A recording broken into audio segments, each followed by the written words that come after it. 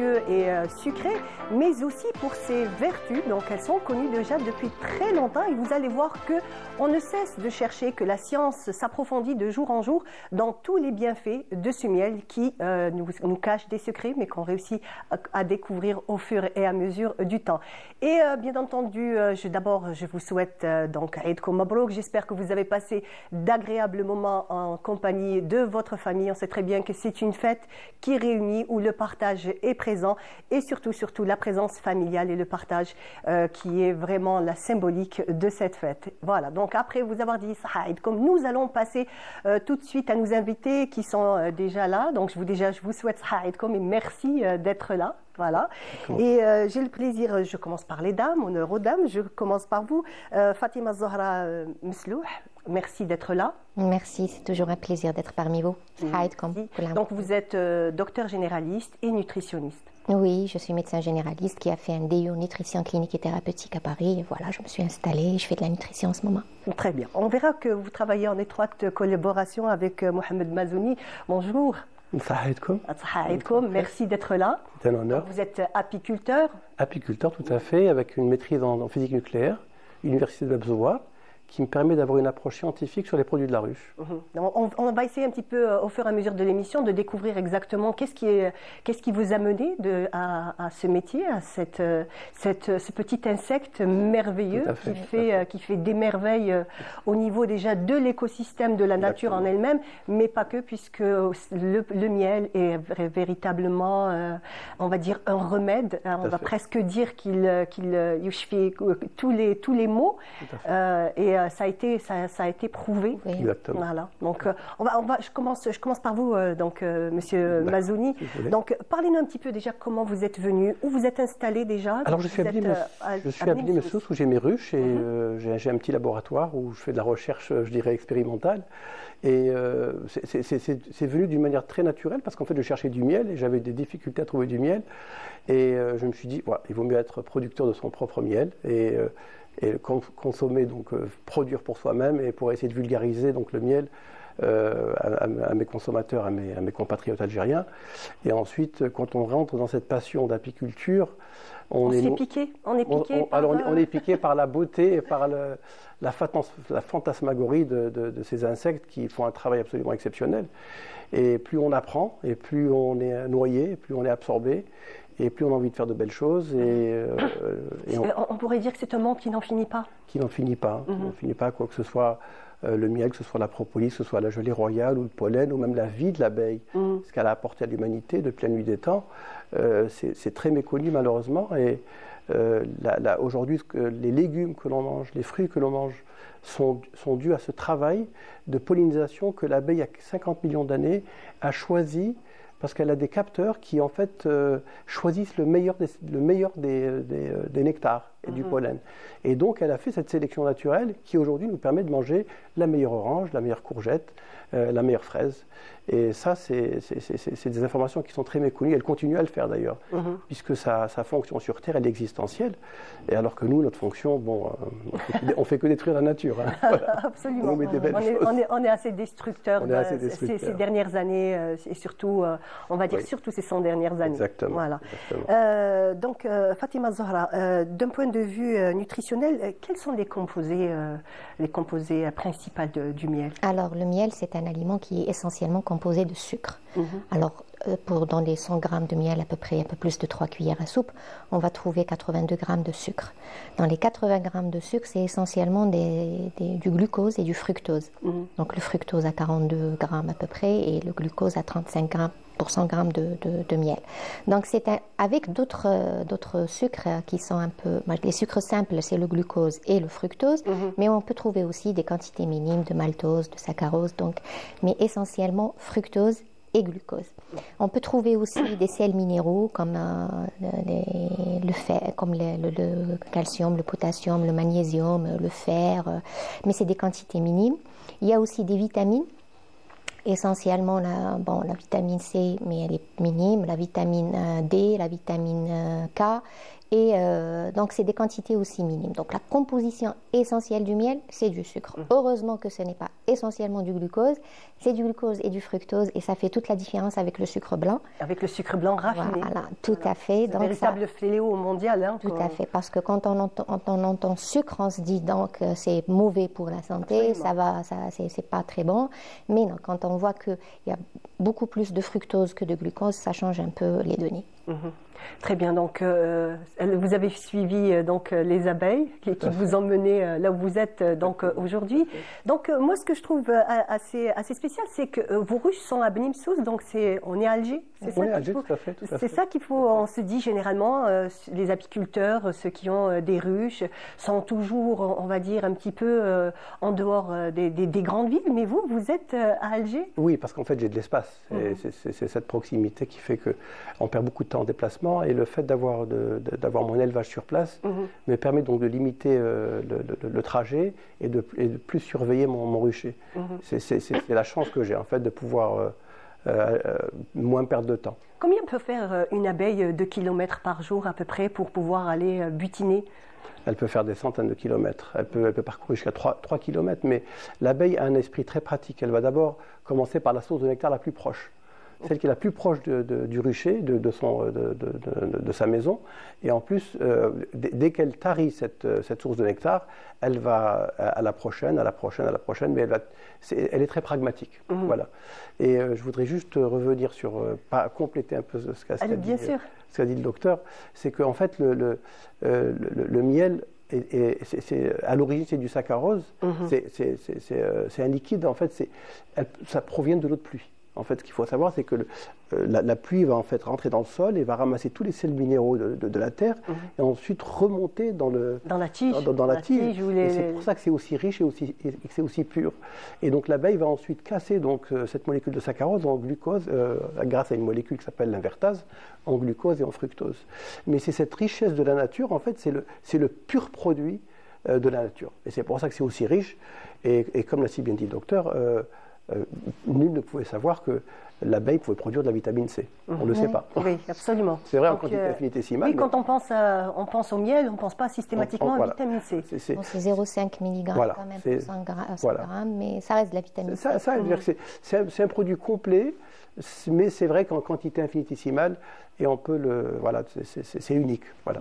Juste pour. Donc, c'est un produit que l'on retrouve généralement dans toutes les maisons, en grande ou petite quantité, tout dépend. Généralement, même toutes les familles laissent toujours un petit bocal, un petit fond, on se dit toujours on ne sait jamais pour une toux, ou même aussi pour les plaies. Il faut savoir qu'elle est aussi utilisée donc, en application externe, donc pour les plaies, et ça a été, donc la science a reconnu les bienfaits, donc cicatrisant et peut-être pas que.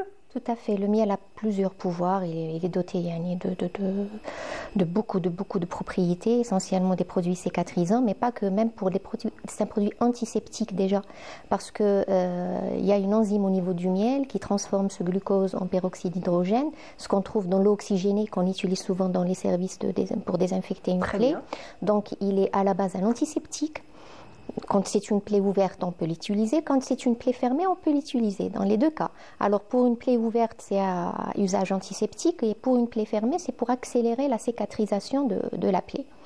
Parce que ça régénère, en fait, ça accélère la régénération des cellules. Et puis, le miel contient de l'eau en quantité pas très importante, c'est-à-dire entre 17 et 18% de la quantité de miel, c'est de l'eau. Donc, il n'y a pas beaucoup de fermentation qui va s'opérer, et du coup on aura un effet cicatrisant rapide. Très bien. Tout à fait, je rejoins. Je la remercie beaucoup pour la belle explication qu'elle a donnée sur le... Non, mais c'est vrai parce que il y a cette méconnaissance justement de l'effet cicatrisant du miel et qui peut être réellement utilisé d'une manière, je dirais, commune et beaucoup plus démocratisée. C'est vrai qu'on a plus tendance à le prendre quand on a, comme je l'ai dit, surtout la toux, c'est la première, je pense que c'est le premier usage, ou alors dans une tisane pour sucrer quand on n'a pas envie de mettre du sucre raffiné, mais en fait pas que. En fait, la première fonction du miel, c'est la cicatrisation. C'est là où le miel est le plus efficace. Et le miel effectue, vous savez, lorsque il y a une brûlure assez importante, lorsque le le patient va à l'hôpital, il y a un protocole et il y a 5 opérations que doit faire l'urgentiste. Et ben, le miel les fait les 5 en une fois. C'est absolument miraculeux. Et il y a cet effet qu'elle a magnifiquement décrit, l'effet osmotique, qui permet en fait il y a la détertion. Donc en fait, le miel va remonter tous les détritus et les mettre sur les côtés de la plaie. Donc ça va faciliter le nettoyage. Et en fait, c'est cet aspect que beaucoup de médecins devraient l'utiliser d'une manière beaucoup plus... parce qu'on perd beaucoup de jours de cicatrisation en n'utilisant pas le miel. Il y a beaucoup de plaies qui restent ouvertes parce que les médecins sont réticents, ils pensent que le miel peut être un véhicule de germes, alors qu'en fait, il est antiseptique. C'est un antiseptique. Après, il faut choisir le miel aussi qu'on utilise pour la cicatrisation. Oui, bien entendu. Pas le miel qu'on a au niveau... voilà, c'est clair. Il y a certains critères. Tout à fait. Mais les dernières études, c'est le miel qui sort de la ruche. C'est le miel le plus pur. Celui qu'on utilise, et on le met directement sur la plaie. On a essayé de lancer il y a quelques années le miel cicatrisant en tube, mais en fin de compte, on s'est rendu compte que c'était le miel qui sortait réellement de la ruche, c'est celui qui avait le plus de matière. Et c'est en fait cette matière, dans le miel, la nature va trouver la matière pour cicatriser la plaie. Parce qu'en fait, il faut de la matière pour cicatriser, pour reconstituer les cellules. Et bien, c'est contenu dans le miel. C'est ça qui est incroyable. Et c'est la seule matière qui permet de reconstituer les cellules à l'identique. Vous vous rendez compte? C'est extraordinaire. C'est extraordinaire, effectivement. Vous avez bien dit le miel pur, effectivement, parce que ça ne contient ni additifs, ni métaux lourds, ni pesticides. Donc, ça doit être quand même un miel bien choisi. Il faut aussi, de préférence, que ce soit un miel stérilisé au rayon gamma, donc ce qu'ils utilisent à l'étranger. Puis, il faut aussi que ce miel soit le plus pauvre en eau possible, c'est-à-dire que ça soit pas, qu'il y ait une certaine consistance. Et plus le miel est foncé, peut-être que vous expliquerez mieux que moi ce détail, et plus il contient des antioxydants, donc ce qui est encore meilleur pour la cicatrisation des plaies. Très bien. On va rappeler le téléphone à nos téléspectateurs qui nous suivent. C'est le 021 23 98 91. Si vous êtes un amateur de miel, si vous l'utilisez, si vous avez un petit bocal caché précieusement dans vos placards, donc dites-nous qu'est-ce que vous en faites exactement, et si vous avez aussi vous voulez poser des questions à nos spécialistes, ils sont là, donc ils répondront à toutes vos questions. Donc Monsieur Mazouni, il y a le miel, on va parler bien entendu principalement du miel, mais pas que. Donc, il y a tous les produits dérivés de la ruche qui sont très, très intéressants aussi. Oui, tout à fait. Pour ne pas dire, limite, on va dire presque miraculeux. Je le dis, donc ce n'est pas un mot dont j'ai peur. Je vais dire, oui, limite miraculeux, on peut le dire. Oui, miraculeux parce que en fait, ils ont tous une composition absolument unique et qui est très consistante en principes actifs. Parce qu'en fait, quand vous prenez des produits, quels qu'ils soient, il faut toujours mesurer les principes actifs. Et c'est ça qui est important, c'est leur composition. Déjà, le miel, par sa composition unique, c'est absolument, on n'arrive pas à reconstituer du faux miel, parce que c'est unique. Et Dieu sait que les contrefaçons sont nombreuses, sont vraiment nombreuses. De toute façon, c'est à l'échelle mondiale. C'est le produit, on va dire, le plus frelaté. Tout à fait. Et le plus, on va dire, qu'on essaye d'imiter le plus et ne pas tomber dans le panneau. C'est très, très important. C'est ce qu'on va essayer un petit peu de donner des pistes à nos téléspectateurs, de façon à ce qu'ils puissent reconnaître du vrai miel du faux. Oui, ça c'est notre sujet. On arrivera tout à l'heure. Alors, on peut parler du pollen, par exemple. Voilà le pollen. On va montrer le pollen, Monsieur Mazouni. Bien sûr. Voilà. C'est beau déjà. Question couleur, c'est absolument magnifique. Magnifique. Déjà extraordinaire. Oui. Donc, alors le pollen, c'est le steak de l'abeille. C'est ce qui perd. Alors les gens font une confusion. Ils se disent voilà, l'abeille elle consomme du miel. Non, elle ne consomme pas, elle le stocke. Elle le prélève pour le stocker. Et nous, on lui vole cette réserve pour le consommer. Mais elle se nourrit de pollen, parce que le pollen, c'est l'aliment le plus complet qui existe. Les gens ne connaissent pas la constitution du pollen, mais il a 24 acides aminés, dont 10 essentiels que notre corps doit synthétiser chaque jour, plus 12 vitamines, et plus 24 grammes de protéines à peu près. Donc c'est des moyennes que je vous donne, parce que les pollens varient d'une région à l'autre et d'un pays à un autre. Et plus, il est également 3000. Il est également 10 fois plus antioxydant que les fruits et légumes. Donc il a 3000 mg de polyphénol. Attendez, je reprends. 10 fois plus Antioxydants. Antioxydants. Elle parlait d'antioxydants. En fait, il faut savoir qu'en fait, toute notre santé dépend de l'activité antioxydante des polyphénols. Et c'est ce qui permet de lutter contre les radicaux libres, qui est en fait la source des maladies, en fait, le stress oxydatif. Et les produits de la ruche sont les produits qui sont les plus antioxydants qui existent. Et le pollen, qui est déjà un aliment de base, permet à l'abeille, en le consommant, donc en le prélevant, le stockant et également en consommant pour elle, d'avoir une endurance phénoménale. Puisqu'elle se lève, donc vous savez qu'elle travaille de la première lueur du jour très tôt, jusqu'au première lueur du soleil, elle ne se fatigue jamais. Qu'elle travaille dans la ruche selon son âge, ou qu'elle parcourt des kilomètres pour prélever du miel, eh ben, elle ne se fatigue pas. Et elle meurt, c'est la seule espèce qui meurt d'épuisement, et non pas de maladie. D'accord. Ouais. Ça reste un produit très conseillé pour les jeunes sportifs parce que souvent je reçois des ados qui demandent à acheter des compléments alimentaires à base de protéines pour pouvoir faire des muscles et je leur conseille souvent de prendre du pollen, ça reste bio, ça reste très riche en antioxydants et en protéines et d'éviter des produits commercialisés en pensant prendre une bonne dose de protéines après la séance pour pouvoir récupérer après la séance de musculation. Il est conseillé de prendre du pollen. On a quand même dans 100 grammes 24 grammes de protéines, quand même c'est une bonne quantité. C'est une bonne quantité, effectivement. Ça équivaut pratiquement à une tranche d'escalope de 100 grammes, c'est-à-dire que c'est pratiquement pareil en matière de protéines et les jeunes ne le savent pas et ils vont vers des produits qui peuvent causer avec le temps des lésions rénales ou une insuffisance rénale. Absolument. Il faut faire attention. On en parlait hier de ça, Monsieur Mazzoni. Oui. Comment peut-on reconnaître, est-ce que c'est un produit qui est imité en ce qui concerne le pollen? On ne peut pas l'imiter, non, on ne peut pas. D'accord, donc voilà, donc pour les téléspectateurs, quand vous voyez du pollen, il est illimitable. Généralement, c'est Par contre, il vaut mieux le prendre frais. Oui. Parce qu'il y a beaucoup de pollen qui est séché par des apiculteurs parce qu'ils n'ont pas les moyens de conservation, donc ils le sèchent. Lorsqu'il le sèche, il garde sa teneur en protéines. Par contre, il y aura peut-être moins de prébiotiques et de probiotiques. D'accord. Qu'est-ce que vous voulez?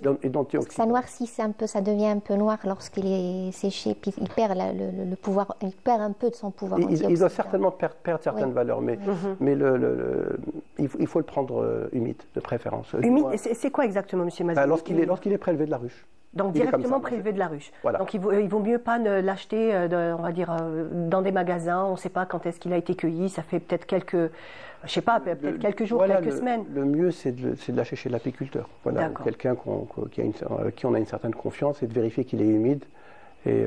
Mais tous les pollens se valent. C'est-à-dire qu'ils soient jaunes, qu'ils soient de certaines couleurs. Donc la couleur varie? Oui, bien sûr. Donc elle variera un petit peu comme pour la couleur du miel? Exactement. Exactement, tout à fait. D'accord. Exactement. Donc on va parler un petit peu des différents miels que vous avez, Monsieur Mazzoni. Oui, bien sûr. Écoutez, la liste est longue. Oui, la liste est longue et ça a été une passion en fait de mettre en valeur les miels algériens parce que moi j'étais jaloux quand j'étais à l'étranger de voir la mise en valeur de leur miel et je m'étais dit il faut qu'on fasse ça chez nous. Et on a la chance que l'on a dans notre pays, c'est qu'on a des fleurs sauvages. On a des Absolument, c'est vrai. Dans toutes les régions d'Algérie qui sont extraordinaires, qui ont des vertus thérapeutiques. Et en fait, le miel, c'est en fait un mélange de phytothérapie, et donc les bienfaits viennent de la fleur, en partie. Du sol, etc. Donc on a une grande variété de miel. Moi j'ai une vingtaine de types de miel que j'ai personnellement de chez également d'autres amis apiculteurs et qui ont toutes des vertus extraordinaires. Que ce soit le miel de Forbes que j'ai ramené, qui a des vertus, tout ce qui est allergie. Alors on peut montrer le miel de Forbes? Bien sûr. Alors c'est celui-là, donc sa couleur est très belle. Elle est très belle, tout à fait, il est assez pâteux. Et ce miel sur lequel il n'y a pas eu de...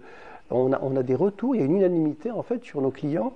Ils avaient des problèmes d'allergie, et l'allergie diminue beaucoup en consommant ce miel d'une manière régulière. C'est bon à savoir parce que le problème d'allergie est vraiment... Il est très courant aujourd'hui. Vraiment très très courant, que ça soit grand et petit. Donc Exactement. Tout le monde souffre aujourd'hui de ces allergies. Voilà, donc ça c'est le miel de Forbes. De Forbes, tout à fait. L'Oubeina, qui est une fleur des hauts plateaux, dans une zone très, très désertique. On ne se rend pas compte parce que lorsqu'on va sur ces régions, c'est des régions très sèches, très, très arides. Et on se dit comment est-ce que les fleurs arrivent à pousser. Et en fait, elles ont des racines extrêmement profondes. D'ailleurs, le jujubier, qui est un peu le miel qui est le plus demandé. Oui, c'est vrai qu'on demande beaucoup le jujubier. Et lorsqu'à chaque fois qu'on fait de la transhumance, on se dit, mais comment est-ce que la fleur de jujube, comment est-ce qu'il peut y avoir une fleur, comment est-ce qu'il peut y avoir du nectar, suffisamment de nectar pour récolter des hausses entières. Et on sait très bien aussi que les plantes, quand elles sont confrontées à ces températures très élevées, en fait, plus les températures sont élevées et plus la fleur est concentrée, que ce soit la fleur ou le fruit, on va dire en tous ces... Oui, tout à fait, les bienfaits. Mais ce que j'ai découvert dernièrement, c'est que le jujubier pouvait... Parce qu'en fait, c'est un arbuste qui est assez consistant. Et il a des racines qui peuvent aller jusqu'à 100 mètres. Et c'est ça, cette particularité, c'est que le jujubier peut récupérer donc de l'eau à 100 mètres. D'accord. C'est ça qui est l'exceptionnalité du jujubier. Très bien, voilà. Très bien. Donc, quand par exemple on vient vous voir, qu'on a envie de faire un petit régime, est-ce que miel rime avec régime? Ce qu'on voudrait savoir. En fait, régime, ça dépend de votre... Vous voulez faire un régime pour... Si c'est pour perdre du poids... Voilà. Généralement, quand on dit régime, on pense toujours à mincir, perte de poids. Vous savez, non, par exemple, pour les gens qui veulent prendre du poids, parce que malheureusement, des fois, on a affaire à des gens qui sont trop maigres. Des jeunes filles essentiellement trop maigres. C'est rarement le cas avec les hommes. Mais les jeunes filles qui font des régimes... successives et à un certain moment pensent toujours qu'elles sont en surpoids et qui cherchent à prendre du poids, je leur conseille du miel, je leur conseille du pollen. Parce que savoir, pour 100 grammes de miel, on a quand même 300 calories. Donc c'est pas un apport négligé, c'est quelque chose, c'est un repas, 300 calories. Donc après, il faut savoir quand le prendre en fonction de notre objectif. On veut perdre du poids, on peut l'utiliser comme édulcorant pour les gens qui vous disent « moi je ne peux pas prendre par exemple mon thé ou mon café sans sucre, il faut qu'il y ait un goût un peu sucré ». Là on peut mettre une petite cuillère à soupe, plutôt une petite cuillère à café de miel pour sucrer nos boissons, si on n'arrive pas à s'en passer du sucre.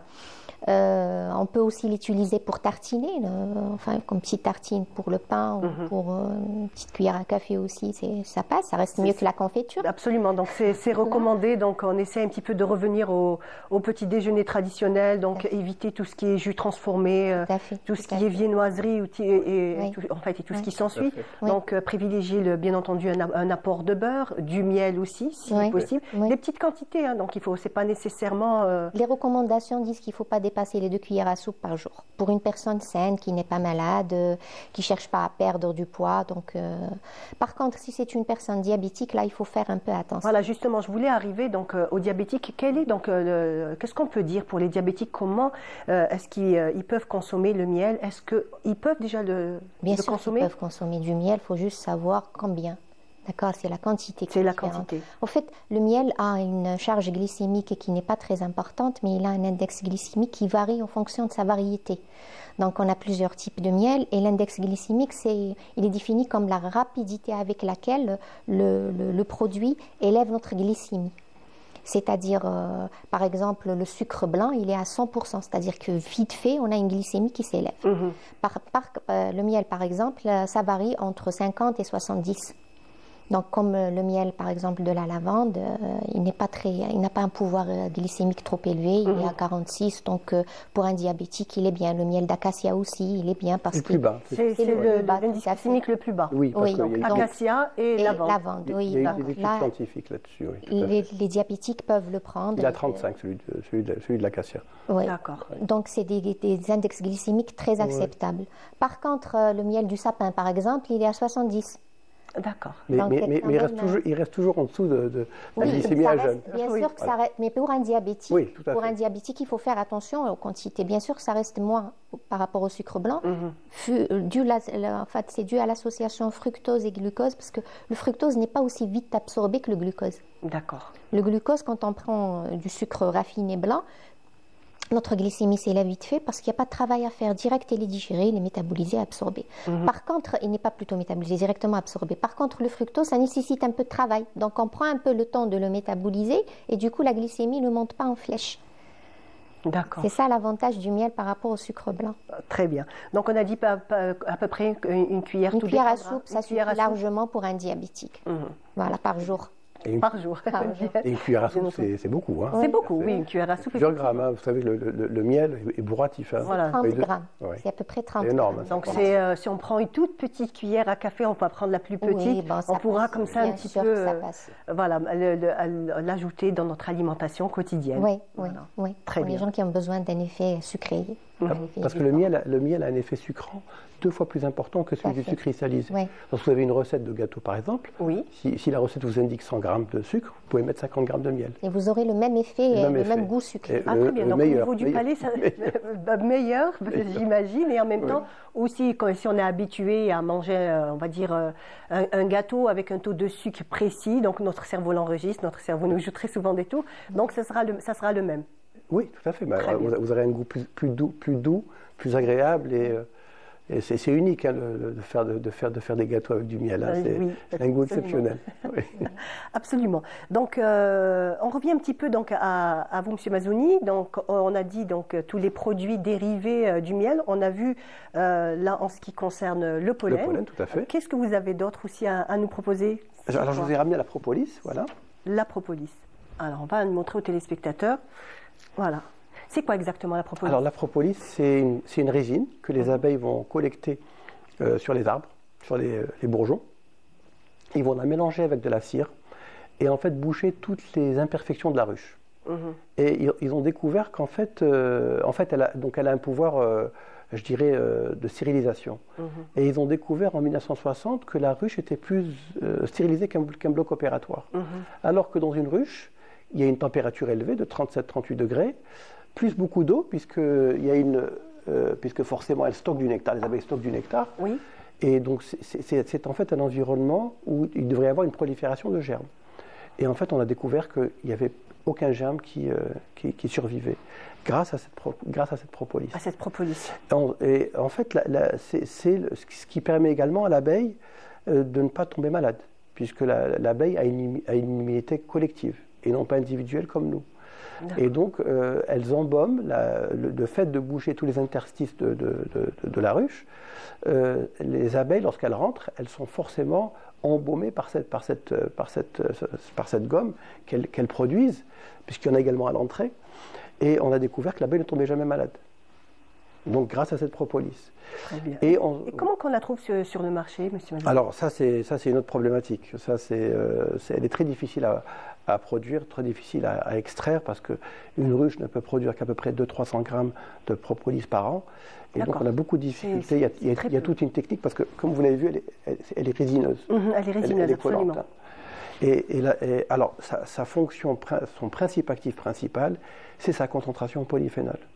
Oui. Alors, les polyphénols, c'est une concentration phénoménale que l'on trouve nulle part dans la nature. Un excellent antioxydant. Voilà. Donc, vous avez dans les fruits et légumes, vous avez une concentration qui obéit à une échelle dans les fruits et légumes. Vous avez la fraise et l'artichaut qui ont à peu près 300 mg de polyphénol. La fraise et l'artichaut. Oui, c'est les 2 légumes qui ont le plus de polyphénol. Okay. La propolis, elle en a 100 fois plus. Le tiers de sa masse, 30 grammes de polyphénol aux 100 grammes. Et c'est ce qui fait que c'est un produit exceptionnel qui a été étudié par de nombreux pays, dont le Japon, il y a 50 ans, ils ont fait beaucoup d'études, et ils l'ont introduit dans leur traitement anticancéreux. Dans les centres de traitement de cancer au Japon, si vous voulez, ils proposent la propolis comme adjuvant. Parce que dans la propolis, il y a une molécule qui s'appelle les CAPE, les KP. Et cette molécule va avoir le même effet que la chimiothérapie. Elle va inhiber les capteurs des cellules cancéreuses pour déclencher l'apoptose. Donc elle va avoir un effet où elle va faire un peu comme la chimiothérapie, mais d'une manière sélective, mais en même temps... Plus douce aussi. Oui, mais surtout, elle va également permettre à la personne de mieux supporter la chimiothérapie, en lui montant son immunité.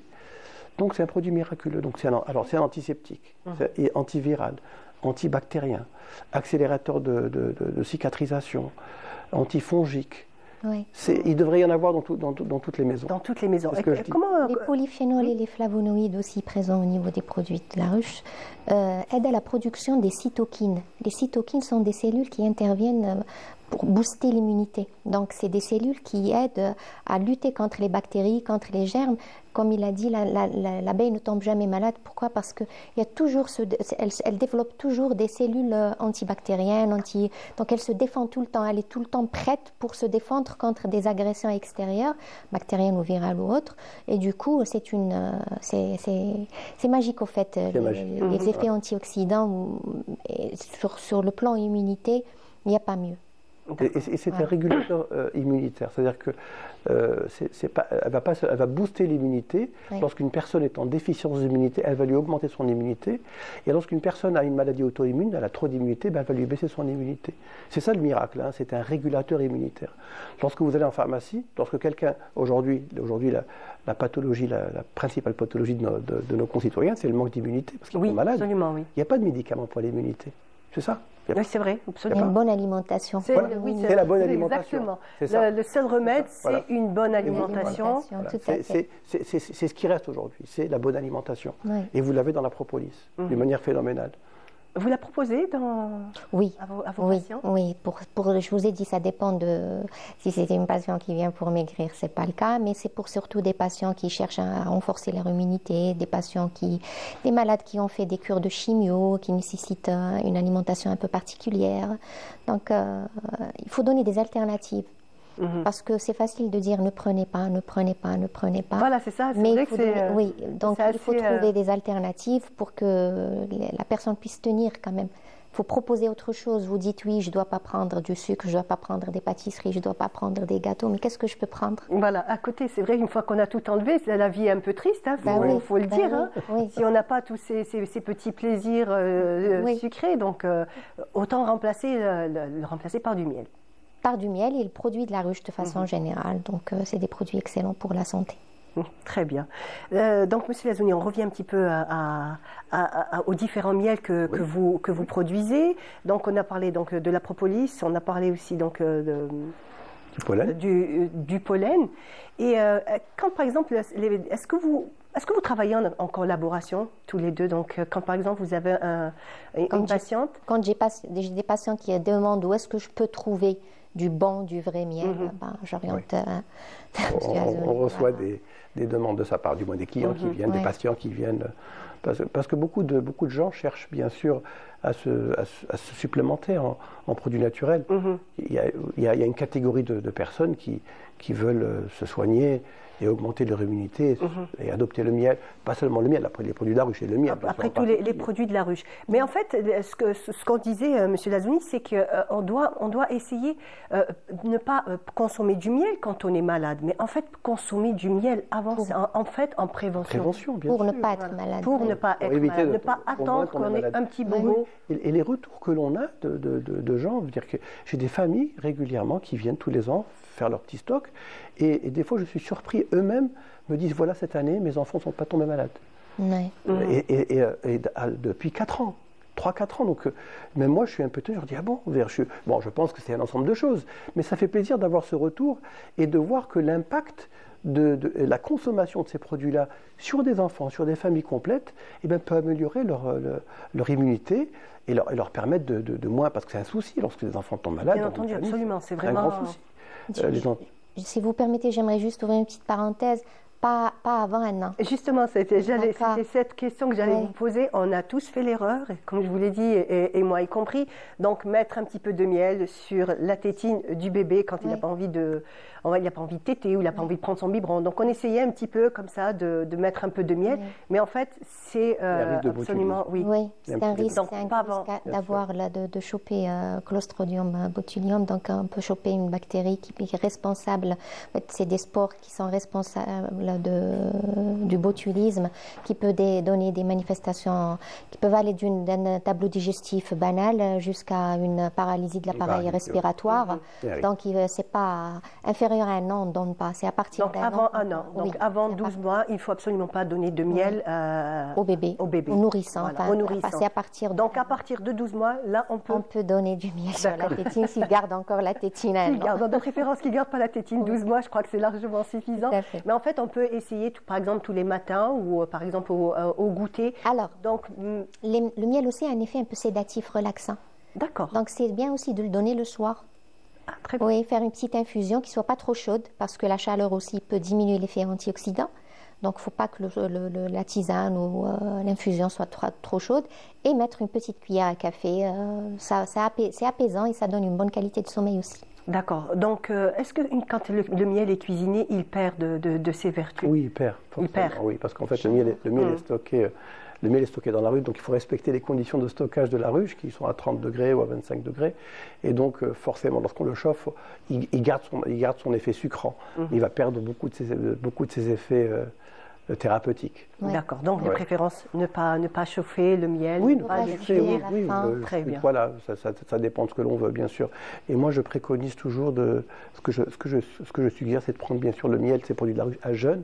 Puisque lorsqu'on dort le soir, on est à jeûne donc pendant 8 heures et on se lève avec des carences. Oui. Et lorsqu'on consomme ces produits à jeûne, on va tout de suite nourrir, combler ces carences. Et donc, c'est les produits les plus riches qui peuvent nous aider justement à combler nos lacunes, nos carences métaboliques. Ah, très bien. On va revenir sur ce point, M. Lazouni, juste après. Donc, nous avons un appel. Nous avons Fatiha qui nous appelle de l'étranger. Bonjour, Fatiha. Oui, bonjour, madame. Merci de votre appel. Merci. Écoutez, je vous remercie de votre émission qui est intéressante, mais moi, je ne la vois que lorsque j'ai le temps. Et là, je suis intéressée par l'émission Le Miel. Et je voulais voir la différence entre le miel liquide et le miel compact cristallisé. Quelle est la différence? Très bien. Donc, M. Mazouni va vous répondre.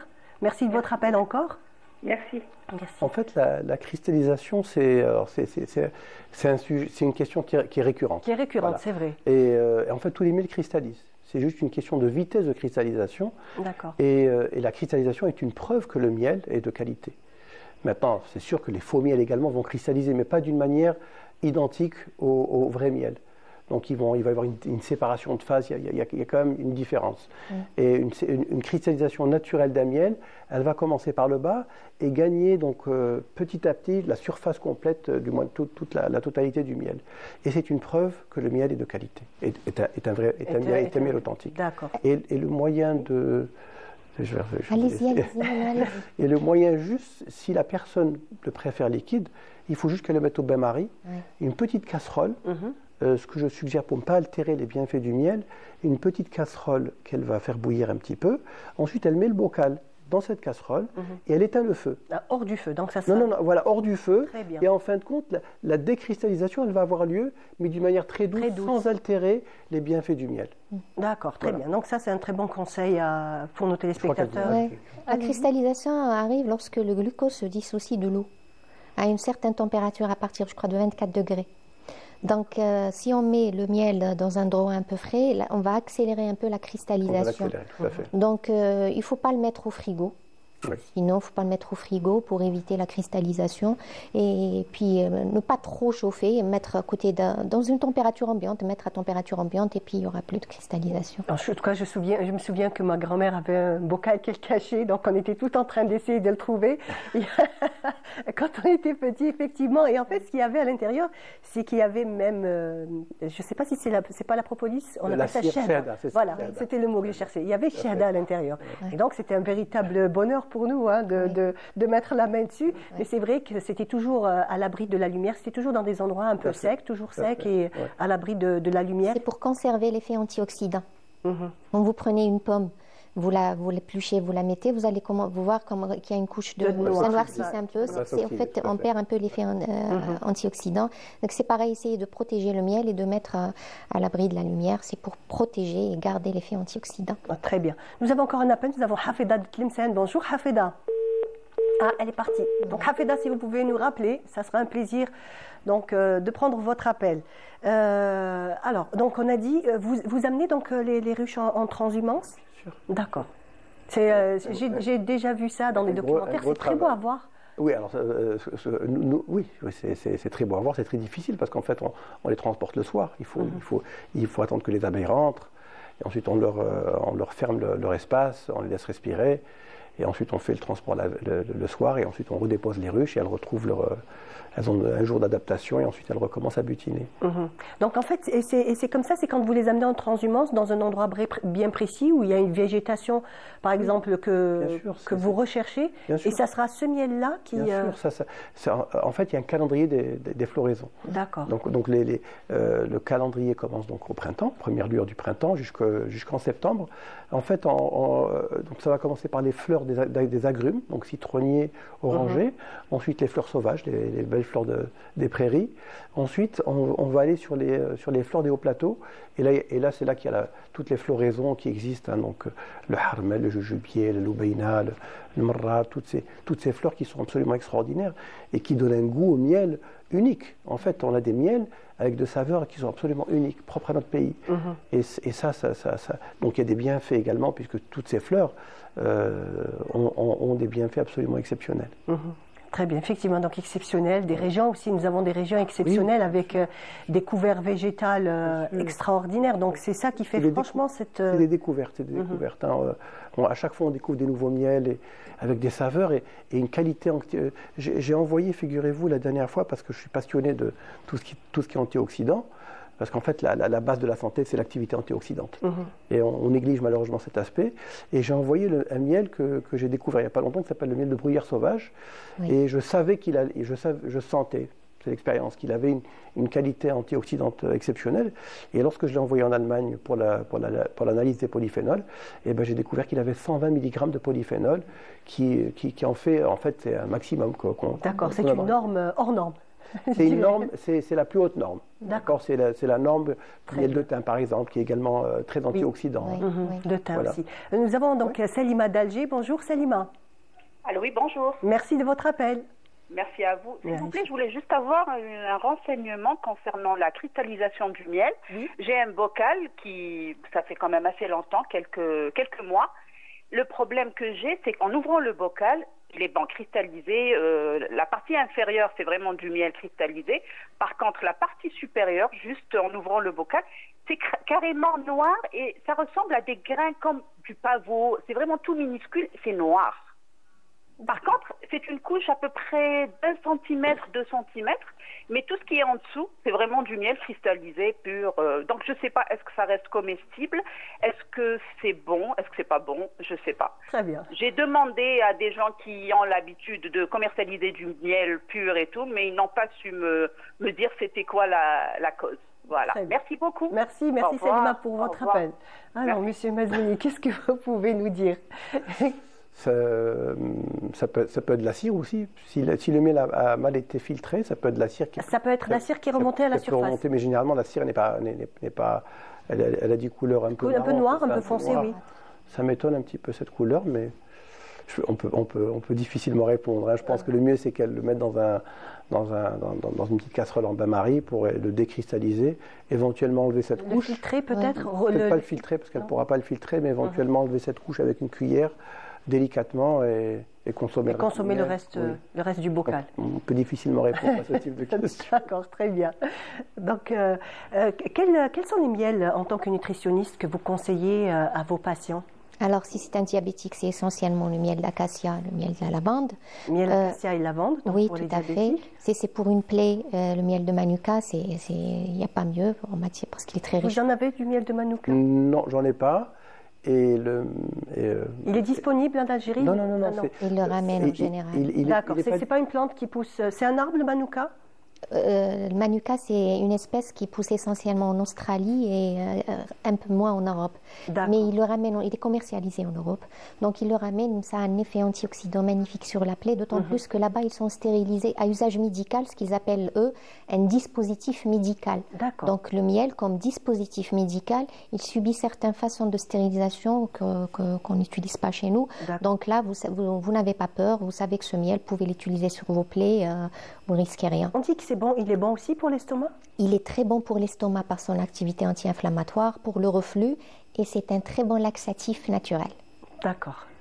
Comment le miel est un laxatif? C'est par rapport au fructose qui aide à ramener l'eau jusqu'au niveau de l'intestin. Donc les selles restent ramollies et du coup c'est facile de les éliminer. Donc si vous avez une constipation chronique avant un côlon irritable, le syndrome du côlon irritable ou un petit problème de reflux, n'hésitez pas à prendre du miel. D'accord, donc avant de courir... oui, bon... Parce qu'en général, c'est des problèmes récurrents. C'est pas l'intestin irritable est là à chaque fois qu'on a mangé un peu en excès. Donc, prenez du miel, ça va diminuer. Ça a un effet anti-inflammatoire parce que même au niveau de la flore intestinale, il aide à générer de bonnes bactéries. Donc, il renouvelle notre flore intestinale, il l'améliore et ça diminue le côlon irritable. Très bien. Donc, nous avons Hafida de Tlemcen. Bonjour Hafida. Bonjour. Merci de votre appel. Merci bien. يعيشك. Également. كما يقولوا مرحبا بناس تلمسان. يسلمك. Merci. الله يحفظك. Bonne journée. يعيشك. Donc, Hafida, vous avez une question pour nos invités? Oui, comment utiliser le propolis et le pollen? La propolis et le pollen, comment le prendre? Comment... Très bien, Hafida. Merci. Excellente question, merci beaucoup. Alors, comment prendre la propolis et le... Alors, moi, ce que je conseille à mes patients, c'est de mettre carrément 1 à 2 cuillères à soupe en fonction des goûts dans un pot de yaourt nature. Surtout pour les enfants. Pour les enfants ou pour les personnes. Donc, un yaourt nature et on mettra 1 cuillère en collation, d'accord, vers 16 heures. Donc, en collation, je prends un pot de yaourt nature, je mets 1 à 2 cuillères à soupe de pollen en fonction de la tolérance de la personne, parce qu'il y en a ceux qui le tolèrent facilement, il y en a ceux qui vous disent j'ai pas trop supporté le goût, donc on y va doucement, on va pas forcer du premier coup. Sinon, dans de l'eau carrément, dans un demi-verre d'eau, 1 cuillère à soupe, on dilue et on prend. Et ça donne un excellent effet. Vous savez, comme il a dit, c'est le steak de l'abeille, vous l'avez appelé comme ça. Le steak de l'abeille, d'accord. Donc, voilà, il faut le mettre soit dans de l'eau, carrément, ou alors pour ceux qui ne tolèrent pas dans de l'eau, pour les enfants qui vous disent c'est quoi, parce que les enfants sont très visuels. Oui, ils sont très visuels, absolument. Donc, ils vont vous dire, mais c'est quoi, c'est une couleur bizarre. C'est beaucoup plus compliqué. Oui, pourquoi moi je prends, vous ne prenez pas. Donc, on le met dans le yaourt nature, ça passe mieux. Très bien, très bien. Donc, ça, c'est pour le pollen. Oui. Et pour la propolis? Alors, pour la propolis, ça dépend de la pathologie de la personne, du moins ce qu'elle a. Pourquoi? Si elle a un problème immunitaire, elle peut la prendre en poudre ou bien elle peut la prendre en gélule, ça dépend. Et on la trouve en vente en poudre? En poudre, on la trouve, mais il faut être très vigilant. En fait, donc toujours, de toute façon, on le dit toujours, aller chez des professionnels. Alors, oui, chez des professionnels, il faut l'acheter en brut, parce que celle qui est en poudre sur le marché, ça peut être... Voilà. D'accord, très bien. Et donc, de préférence. Elle peut alors, en brut, comme je vous l'ai présenté, si une personne se trouve, là je dirais, elle est un peu fébrile. Ce jour-là, elle sent qu'elle va attraper un... Qu'on a un peu de mal à démarrer la journée, qu'on est un peu... Il lui suffit juste qu'elle prenne un petit bloc, un petit peu de propolis, qu'elle la mâche, qu'elle dorme avec, qu'elle la laisse dans sa bouche, dans sa gencive, et le lendemain, eh ben, elle se sentira beaucoup mieux. Parce qu'en fait, cet effet de sucre de salive qui va être imbibé de propolis, eh ben, ça va lui enlever cette fébrilité qu'elle avait. D'accord, c'est vraiment... On a eu vraiment beaucoup de retours là-dessus. Très bien, franchement magnifique. Et ça se conserve assez longtemps, donc on peut conserver si... Un conservateur. C'est un conservateur, d'accord, très bien. Donc on peut l'acheter, le laisser, on peut même l'oublier sur l'étagère. Non, il ne faut pas l'oublier, il faut le consommer. Surtout pas. Vous savez que la propolis, dans la formulation du baume qui a servi à embaumer les momies, on a découvert donc de la cire, de la propolis. Très bien. Et donc la propolis a été utilisée même pendant les périodes romaines. Ils partaient avec un peu de propolis pour cicatriser leurs plaies. Très bien. Voilà. Donc vraiment, comme je l'ai dit, depuis toujours, on a réussi à trouver les vertus du miel. Oui. Pour la peau, on entend beaucoup de recettes où on dit mettre un petit peu de miel sur la peau. En fait, souvent quand on dit beau, quand on dit beauté esthétique et tout, on parle d'hydrater sa peau. On passe toujours par l'hydratation et il n'y a pas mieux que le miel pour hydrater sa peau. Parce qu'au fait, comme c'est riche en sucre, ça fait un appel d'eau. Ça fait un appel d'eau dans le corps et du coup, on hydrate très bien sa peau avec le miel. Et de préférence, le soir, après avoir nettoyé son visage, on met une petite couche fine de miel sur le visage, on laisse agir 20 à 30 minutes et on se rince et on voit déjà l'éclat et l'élasticité de la peau qui change. Et ça répare même, avec le temps, ça répare les cicatrices d'acné, surtout pour les jeunes ados. Oui, surtout pour les jeunes adolescents. Ça diminue la sécrétion de sébum, donc on est moins disposé à faire de l'acné aussi. Et ça empêche parce qu'on a différents types d'acné, donc ça empêche la surinfection des petits boutons pour que ça ne donne pas de l'acné juvénile, de l'acné pultacé et tout. On peut l'utiliser combien de fois par semaine? On peut l'utiliser 2 fois par semaine à l'aise et on voit vraiment l'effet. D'accord. Il n'y a pas plus puissant. Voilà, j'ai fait le tour des crèmes, vous savez, pour essayer de faire des formulations. En fait, le miel, c'est ce qu'il y a de plus puissant. C'est ce qu'il y a de plus profond, de plus réparateur, de plus hydratant, de plus hydratant. Et puis, on sait tous que les antioxydants ont un effet éclaircissant. Oui. Donc, ça éclaircit le teint. Ça éclaircit le teint et ça l'hydrate. Et ça nourrit la peau. Ça nourrit le métabolisme. Parce qu'en fait, l'activité antioxydante, l'activité de stress oxydatif, vient également de ce que l'on se met sur la peau. Et donc, en mettant du miel, en fait, on va nourrir son métabolisme. D'accord, donc vraiment, on peut le nourrir et de l'intérieur, donc les bienfaits internes et externes du miel. Donc, Monsieur Mazouni, vous avez à peu près combien de variétés de miel? Une vingtaine. Une vingtaine. Oui. Donc, les couleurs diffèrent? Oui, tout à fait. Voilà. C'est tout à fait normal, donc, parce qu'il y en a qui disent non, s'il est trop foncé ou trop clair. En fait, ça n'a absolument rien à voir. On ne peut pas dire qu'un miel plus foncé est meilleur qu'un miel plus clair.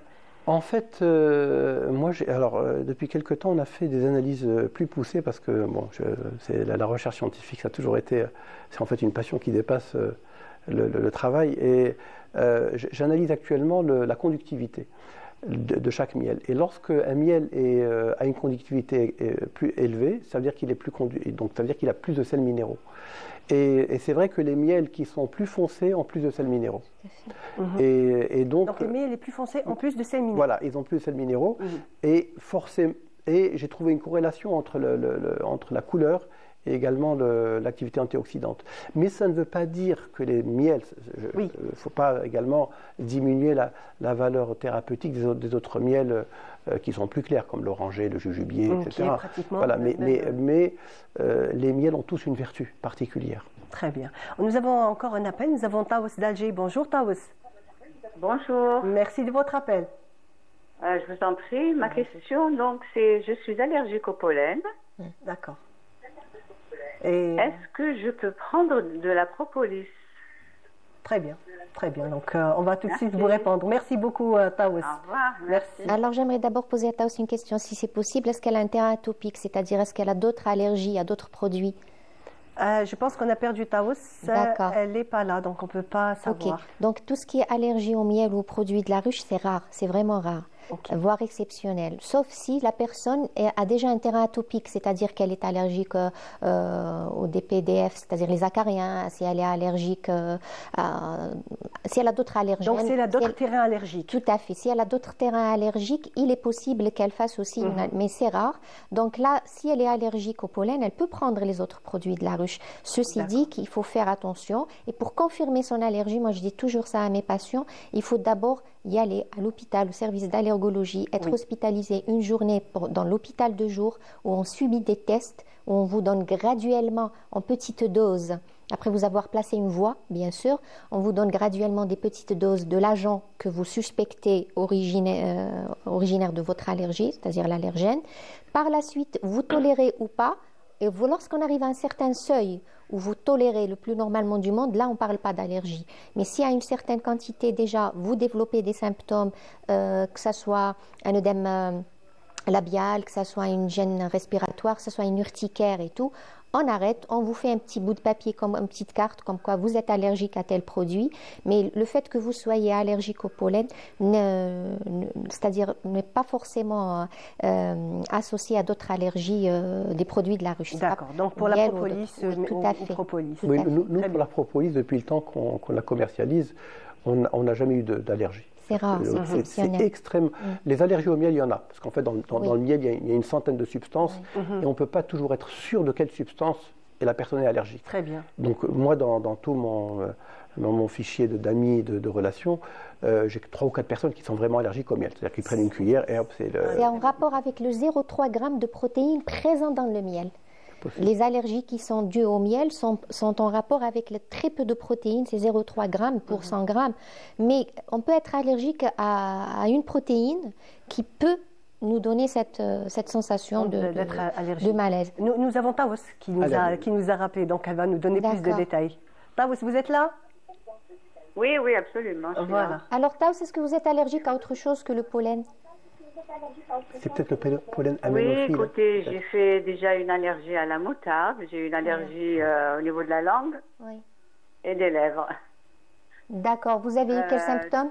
Aussi à certains médicaments. J'ai fait des urticaires. Donc voilà, donc il y a un terrain atopique. C'est pour ça qu'elle l'est. C'est pour ça qu'elle a développé aussi cette allergie au pollen, mais ça reste des cas très rares. Merci beaucoup, Taous. Merci de nous avoir rappelé. Et j'espère que la réponse de nos spécialistes vous aura apporté, on va dire, un peu plus. Donc, Monsieur Mazini, tout à l'heure, vous étiez, quand on parlait de terrain allergique, vous disiez que peut-être que c'était une composée. Oui, en fait, beaucoup de personnes viennent vers nous voir et disent, voilà, moi je suis allergique au pollen, mais en fait, c'est pas le pollen qu'ils consomment. C'est le pollen aménophile qu'ils ont au printemps. Il n'y a pas de relation entre eux. Donc en consommant du pollen, elles n'auront pas de problème. D'accord, très bien. On peut être aussi allergique au venin d'hyménoptère, c'est-à-dire tout ce qui est... Hyménoptère, c'est guêpes et abeilles. Donc des fois, on se fait piquer par une abeille et on développe une réaction allergique. Et on croit qu'on est allergique à tout ce qui est produit de la ruche parce qu'on est allergique au venin d'hyménoptère. Ça aussi, ce n'est pas le cas. Il y a un service à l'hôpital Bni Messous qui fait les tests allergologiques au venin d'hyménoptère au niveau de l'hôpital du jour.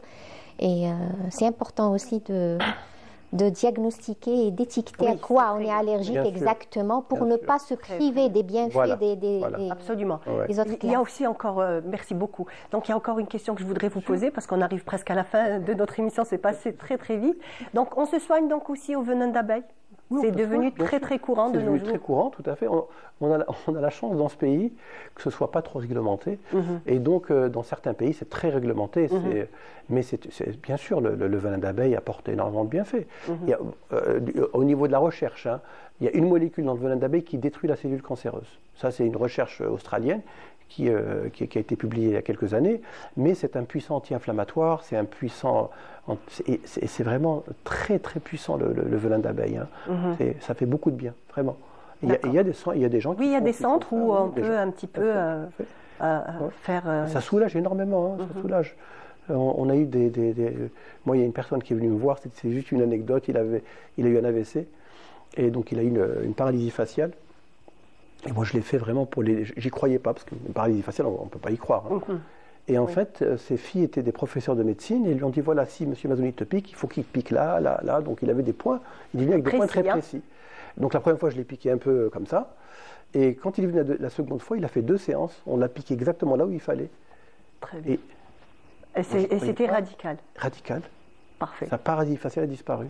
Et en fait, le venin d'abeille, il a réchauffé le nerf. En fait, l'appliqué à cet endroit précis, il a en fait émis une réaction chimique, et donc le nerf s'est réchauffé et le flux est repassé. Magnifique. Nous avons encore un appel, donc Fatiha. Donc Fatiha nous a rappelé, peut-être pour nous donner un peu plus de détails. Fatiha, oui. Oui, rebonjour. Oui. Je vous appelle en fait pour vous poser la question, le miel, est-ce qu'il a une durée limitée pour le consommer ou pas? Donc, est-ce qu'il a le miel a une date de péremption? Merci beaucoup, Fatiha. De rien. Merci. Il faut le consommer. En fait, il faut le consommer. Il est fait pour être consommé. Il n'est pas fait pour être gardé au frigo. Pour être caché au chaud. D'accord. Donc le consommer de préférence dans les mois à venir. Oui, bien sûr. Bon, on peut aller jusqu'à une année. Une année. En fait, il y a une molécule qui s'appelle le HMF. C'est celle qui détermine la longévité d'un miel. En fait, il faut savoir que lorsque le miel est bien conservé, le HMF ne bouge pas. Il peut rester stable. Mais le mieux, c'est de l'utiliser, c'est de le consommer. Et juste une dernière information que je voulais donner, on en a parlé tout à l'heure. Donc, le prix du miel reste relativement élevé, mais il faut savoir que certains produits qu'on achète en pharmacie, donc que ce soit des produits de la ruche dérivés et tout, donc coûtent pratiquement le même prix qu'un pot de miel. Donc, autant investir dans un produit naturel, donc chez un professionnel. Tout à fait. Et en même temps, voilà, donc on aura uniquement que les bons côtés du miel. Exactement. Tout à fait, oui. Voilà, très bien. En tout cas, merci d'avoir été avec moi ce matin. Franchement, c'était un plaisir, c'était une émission passionnante. Je pense qu'on aurait pu enchaîner une deuxième heure facilement. Et même les téléspectateurs, en tout cas, merci de nous avoir suivis. Merci pour vos appels aussi et de votre participation. Merci encore d'avoir été là. Je vous donne donc rendez-vous mercredi à 10h30, bien entendu, même station. Mais pendant ce temps-là, restez toujours sur les programmes de Canal Algérie. Merci.